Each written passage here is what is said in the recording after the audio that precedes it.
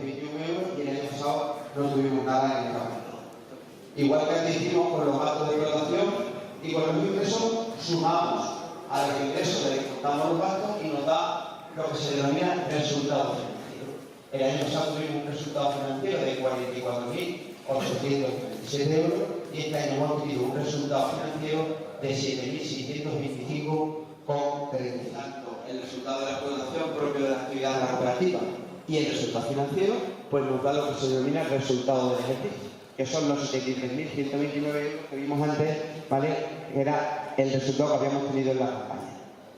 El resultado financiero del año pasado, el resultado de la explotación del ejercicio anterior, 37.719, el financiero 44.837 y el resultado del ejercicio anterior 82.557 €.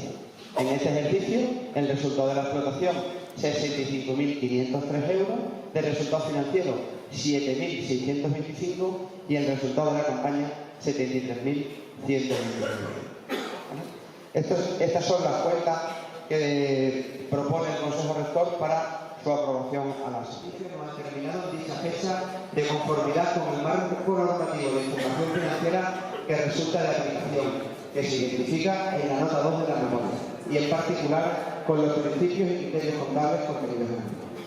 Esto traducido al castellano, esto bien para nosotros, es que las cuentas anuales reflejan la imagen fiel y que está todo correctamente según determina el plan general contable y la norma. Procedemos a la aprobación de la cuenta. ¿Votos en contra de la cuenta? ¿Abstenciones? Se aprueba por unanimidad. Cádiz va a hacer un pequeño informe de gestión antes de la presentación de las cuentas y luego pasamos al siguiente.